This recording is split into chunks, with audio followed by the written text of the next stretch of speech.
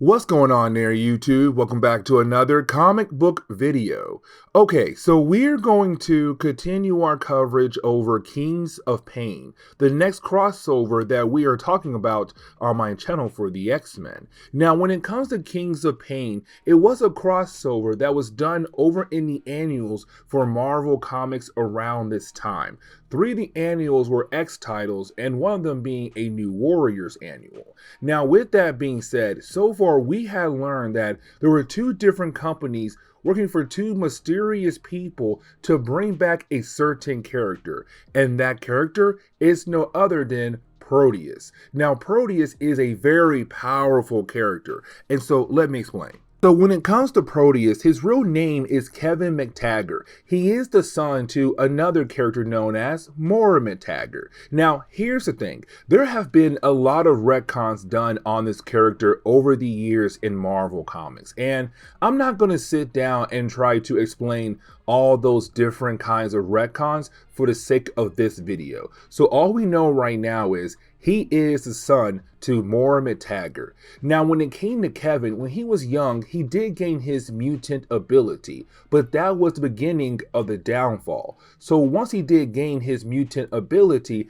it began to, well, burn out his body. Now, before we dive deeper into his origin, I want to say that when it comes to Kevin, he has the ability to warp reality around him, making him a very powerful mutant. But like I said though, once he did gain his mutant ability, well, unfortunately, it began to burn out his body. And so Muir McTaggart had to lock up Kevin in a special kind of cell to keep him alive just long enough until she was able to find a way to save her son. Unfortunately, there was a battle between the X-Men and Magneto. Now, because of that battle, his cell got damaged. And so because of that, he was able to walk free again. But here comes the big problem. You see, that cell was keeping his body alive.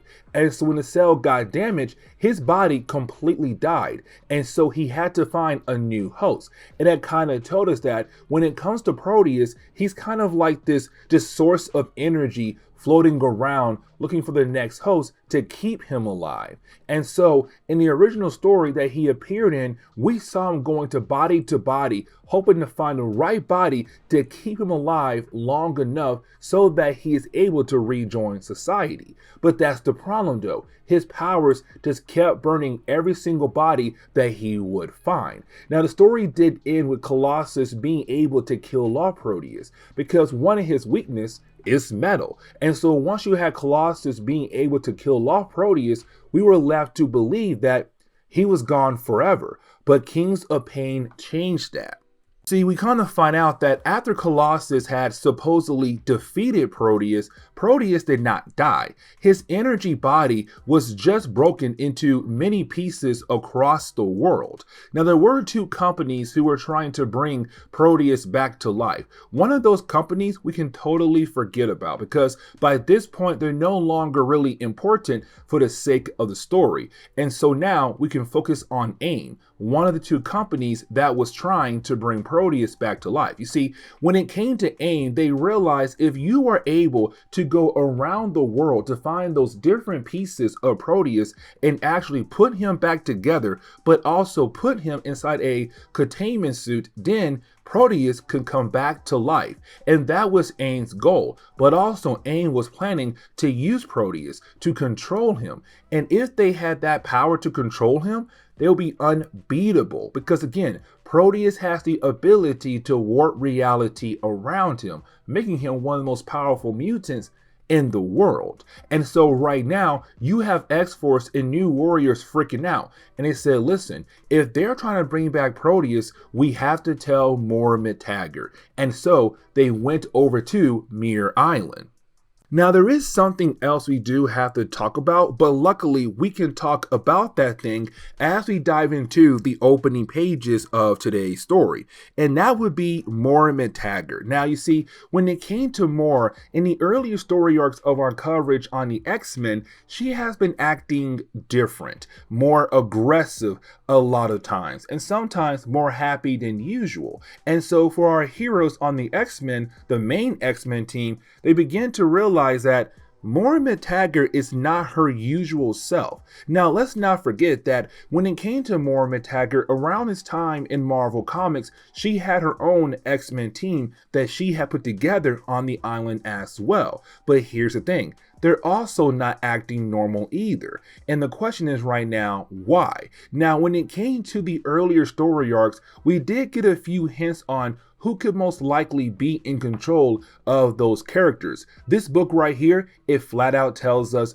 who is controlling Moira Taggart and her X-Men. It is the Shadow King. And here is the reason why it's so important, because you have X-Force and the New Warriors arrive to her island to inform her like, hey, AIM is trying to bring back your son. We need to work together. Except she's not answering their calls. And so when X-Force and the New Warriors get close to her island, she turns on her defense system to basically get rid of them. Now, you do have our heroes try their best to get rid of those weapons, but then you have Moira walk out with her X-Men to get into a battle with our heroes. Now, that battle does last for a few pages, but after a while, you didn't have Cable saying, stop, or I'll shoot you. Like, stop right now, or I shoot you. I came here for a good reason. I came here to tell you that AIM is trying to bring back your son, Kevin. Now, like I said earlier, when it comes to AIM, they're trying to put Proteus back together. And so what they did was they hired two characters known as Harness and Piecemeal. And so Piecemeal has the ability to absorb the different pieces of Proteus into his body. And so because of Piecemeal, they're going to be able to actually bring Proteus back to life. And so we continue to see Piecemeal being used as a way to absorb all the different pieces of Proteus. Now, he is being controlled by Harness. Now, we don't know much about these two characters, but these last two chapters are going to give us the ability to learn more about them, especially Harness. And here is the reason why. So while you have Piecemeal going out of his way to collect another piece of Proteus, well, you have Harness saying, you know, I own you. You're mine, inside and out. And so we're kind of left to believe that they're very close to one another in some kind of way, possibly being his mother, a very evil mother. Now, getting back over to our heroes, we do see X-Force and the New Warriors being able to catch Moira Taggart up to speed, and her X-Men as well, to say, hey, this is what happened so far in this story, and so now you know, do you want to help us to stop AIM before they are able to bring your son back to life? Now, for Moira Taggart, she's very upset about the idea that AIM is trying to bring her son back to life and most likely use him for their own personal gain. And so yes, you have Moira Taggart agree to work with X-Force and the New Warriors to stop AIM, and that includes her X-Men team as well. Now, while you have all three teams talking to one another, well, they get a call from WHO. Now, WHO stands for Weird Happening Organization. They go around the world to investigate weird things happening in the world. And so right now, they're calling up our heroes saying, hey, listen, we just saw two characters, one in an armor suit and a young boy getting bigger and bigger, like he's been eating too much. Yeah, they're over here. Can y'all go there and check it out for us, please? And so our heroes now know it's Harness and Piecemeal, and they gotta go. Now, we do get a quick page to remind us that there are two mysterious men who have been working in the shadows, and we still have no idea who they are, but when it comes to Gentech, AIM, Harness, Piecemeal, all these different characters, they're being controlled technically by these two guys. They're playing a game against each other to see who will be able to actually pull off this master scheme of bringing back Proteus. But either way, they're playing chess with all of our different characters so far. Now, the rest of this chapter is really more of our heroes working together to stop Harness, but to find a way to save Piecemeal as well. Now, I want to shift our focus onto Harness, and here is the reason why. So when it comes to Harness, she has the ability to use this energy rod as a whip or use it as a leash. hence the name harness. Now, the rest of her weapons, they all come from her armor suit that she wears. But anyways, you do have our heroes trying their best to bring her down, while you have other heroes trying their best to save Piecemeal. Now, I'm going to skip over a few pages, and the reason why, because most of those pages are just really, seeing our heroes trying to bring down Harness, but trying to save Piecemeal. I want to get the good point of this chapter, where we see our heroes realize that Piecemeal has absorbed too many pieces of Proteus. And so it does seem like this kid, this young boy,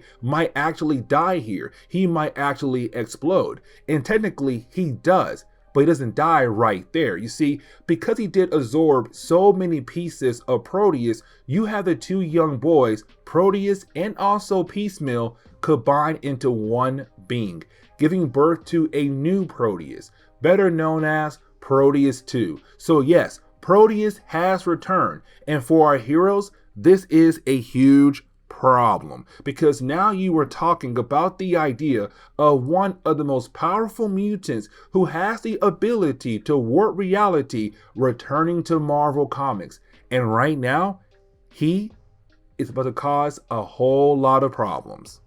Now, the last chapter for Kings of Pain was actually an X Factor annual. Now, with this annual, it really does show how powerful Proteus truly is. Because, like I said earlier, this was one of the most powerful mutants around his time in X-Men comics. The man had the ability to warp reality around him. And so, with him being back, but now being combined with Piecemeal, Scotland is no longer looking like, well, Scotland. Right now, Scotland is kind of like a series of geometrical figures all over the place, and they're being used to represent different people or buildings in Scotland. Now, for X Factor, they know that this is Proteus, and they know they have to go deeper and deeper into Scotland to hopefully find him and to hopefully bring him down, because really, other teams out there across the world, they're kind of wondering if they should help out when it comes to something like this right here.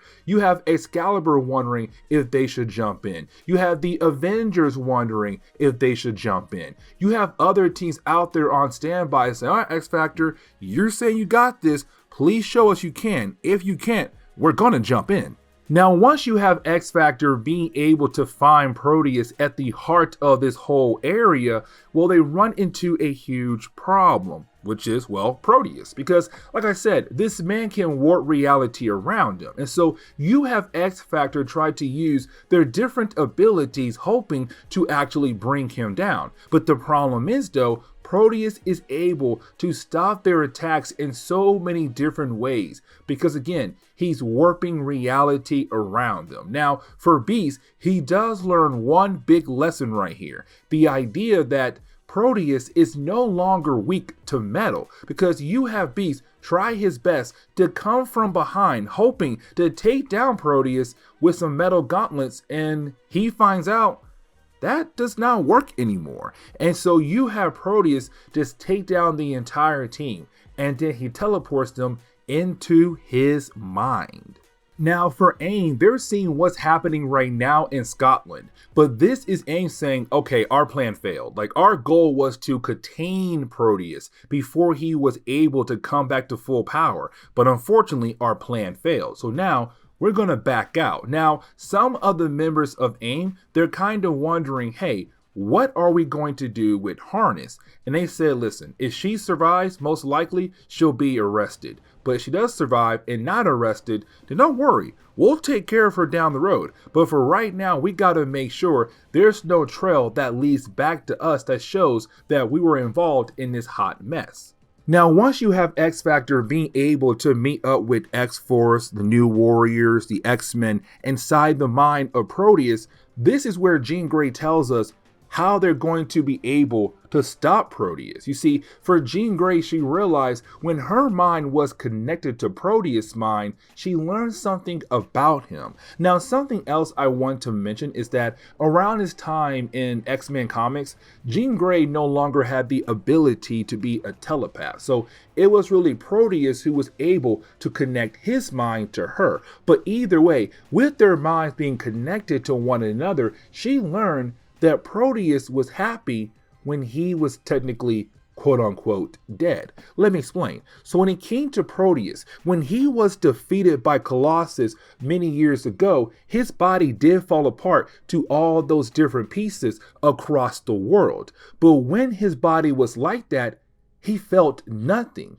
And honestly, that was when he was the happiest, because let's not forget, before that, he was locked away in a cell because of Moira McTaggart, because she believed that she'll be able to find a cure for him. But also, we cannot forget that this new body we're seeing right now is not just Proteus, it's also Piecemeal as well. And Piecemeal was being abused by his mother, Harness. Oh, by the way, Harness is his mother. Fun fact right there. And so that is why she was so big on him getting all that power, because she wanted to control that power as well for herself. Either way, she abused her son. And so both kids right now are crying out for help in the idea that they no longer want to be around. But here comes the problem though. Proteus is just too powerful for our heroes to kill off, which means they have to convince Proteus to actually kill himself to give him what he wants. The idea of finally being free, to feel nothing.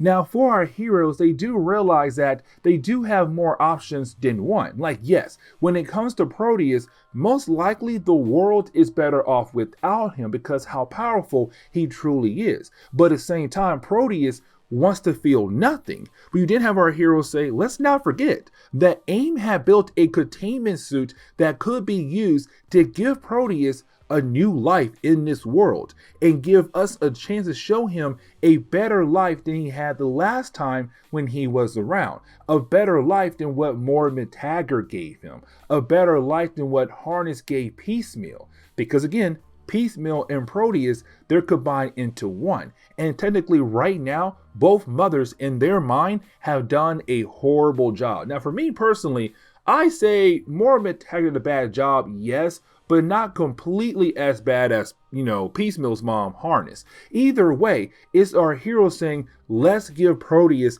the options for himself to choose. Like, we can't choose for him. It's up to him. But that's the problem, though. Proteus can't decide what he wants to do. And it all comes down to Moira McTaggart, because she was able to talk to her son and say, listen, I understand that what you've gone through in your past was horrible, but honestly, the best option for you to finally be happy again is to go ahead and kill yourself, commit suicide.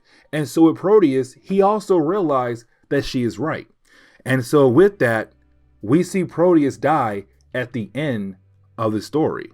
Now, the very last page does show us who were the two characters in charge this entire time when it came to Kings of Pain. Now, the first one to me personally made sense. It was Gideon. Now, around this time in Marvel Comics, Gideon was still a very new character. We were still learning more about this character. But the other one, well, it's Toad.